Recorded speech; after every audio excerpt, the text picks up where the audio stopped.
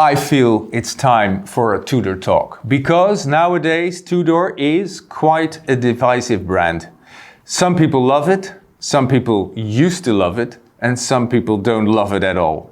Let me address this in a short explanation.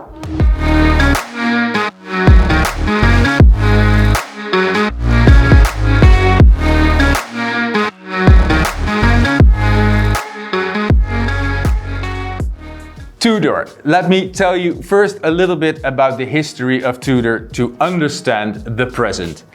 Tudor was founded in 1926 by Hans Willdorf, the man who also created Rolex. What was his idea with Tudor? His idea was to create a brand a little bit lower than Rolex, more affordable, but with the same quality guarantee. In 1946, Montre Tudor SA was founded and they started advertising with Tudor. Tudor. Well, the name probably rings a bell because it's an English royal name, and in the logo of Tudor there's the Tudor rose and there's a shield. Why a shield? Because the myth, the legend has it that that shield guards the crown, and the crown of course being Rolex. So the idea is a Tudor is a more affordable version of a Rolex, and that is how it has always been. Just have a look at the Tudor. I was going to say Rolex, but I have to say Tudor. It's a Tudor Submariner Prince. It looks like a Rolex Submariner. It even has a Rolex crown, but it is a Tudor. But what's the difference then? The main difference between a Tudor and a Rolex has always been the movement. The Rolex uses its own movements. Tudor finds its movements outside of the building with third parties. And then of course on the dial it says Tudor instead of Rolex. Let me very quickly refresh your memory. Up until the Quartz crisis, mechanical watches were it. And there was also no digital time around. And I mean phones, computers. You had the time on your wrist. The watch was an instrumental, functional thing. And then Asian quartz movements, way more accurate than mechanical movements and way cheaper, flooded the market. So the quartz watch completely destroyed the mechanical watch in terms of precision and over time also in price. But the Swiss had a neat trick up their sleeves. What they did is the following. Mr. Hayek, the inventor of the Swatch and founder of Swatch Group, declared the mechanical watch Swiss national heritage, a product of artisanal qualities, a product that could tell a fantastic story. In other words, the mechanical watch became an emotional product. So what did that mean for Tudor? Not a whole lot, because for a long time Tudors were sold at airports, they were not marketed, they were not seen, and they were also not promoted to be emotional products. Until 2010. The Heritage Chrono and the Heritage Advisor were a very bold new step for Tudor. They stepped out of the Rolex shadow and started presenting themselves as a brand, not just a sub-brand, but as a brand. They got some attention with those watches, but it wasn't until 2012 when things really exploded. I'm of course talking about the launch of the Heritage Black Bay with its burgundy bezel. So, the burgundy bezeled Black Bay. That watch was all the rage during Basel World 2012. Everybody talked about it, and for good reason, because what Tudor did was something they had never done before. The man behind that watch is Davide Cerato. He came from Panerai. After Tudor, he went to Montblanc, and now he's doing HYT, but that's completely besides the point. Davide Cerato is an Italian man of style, but he's also very thorough in the way he works. And what he did to create the Heritage Black Bay with its burgundy bezel was something very, very interesting. What Cerato did was dive into the history, pun intended, dive into the history of submariners made by Tudor with Rolex crowns, and then reinterpret the whole thing and come up with something that was new. Hence the burgundy bezel, because there had never been a burgundy bezel on a Tudor before. That burgundy Black Bay was the starting point of a whole range of Black Bay iterations. 10 years later, and you will find 95, I kid you not, 95 Black Bay references on the Tudor website. Just for a quick overview of those 95 references. There are very small models, there are big models, there is a GMT model, there's a ceramic model. There's a lot of models. You get the impression that Tudor is milking the Black Bay theme a bit.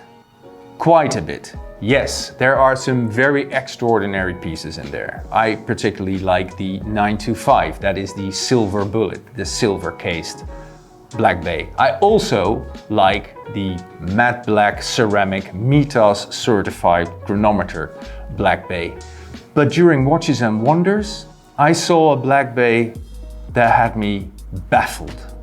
I'm of course talking about the Black Bay Pro.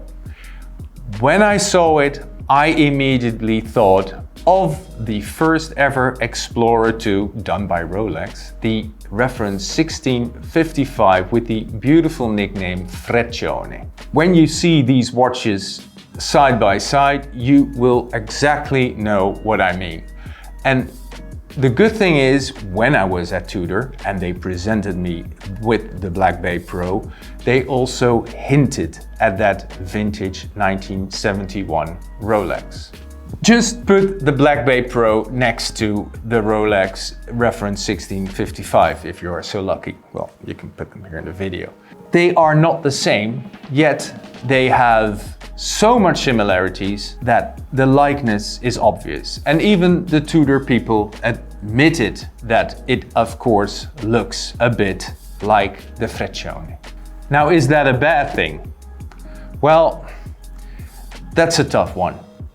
You could say, yes, it's a bad thing because now Tudor makes a watch based on a discontinued Rolex. For some, that Freccione is a grail watch. Does that do justice to the Rolex? Some people say it doesn't. On the other hand, what you could also say is that now that Freccione has become unobtainable for many, there is a valid alternative. An alternative from under the same roof, the Rolex roof. What's wrong with that?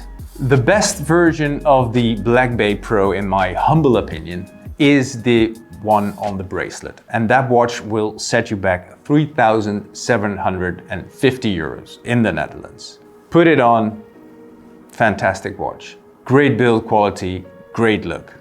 But it will remind you of the original, and that is the Rolex Explorer II, reference 1655 Freccione. Only that watch can only be had for 10 times as much, around 35,000 euros for a good one. Is that a problem? Yes and no. Let me start with the yes part. Yes, wearing the Black Bay Pro could become problematic over time, especially when you learn more and more about watches and the Freccione in particular. You will learn that that is the original. You will also probably find out about Mr. Willdorf's intentions with Tudor. So in the end, all that knowledge will get in the way of experiencing your watch in a very pleasant way. I know it is a humongous cliche, but in the case of the Black Bay Pro, ignorance is bliss, I think applies.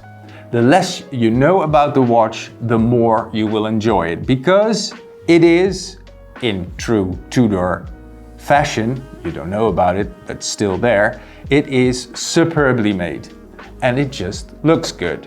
So you can wear a watch with a modern retro appearance, with great build quality, a fantastic movement and even GMT functionality for a relatively affordable price. You heard the background of Tudor, you heard the background on the Black Bay, and you heard some pros and cons of the new Black Bay Pro.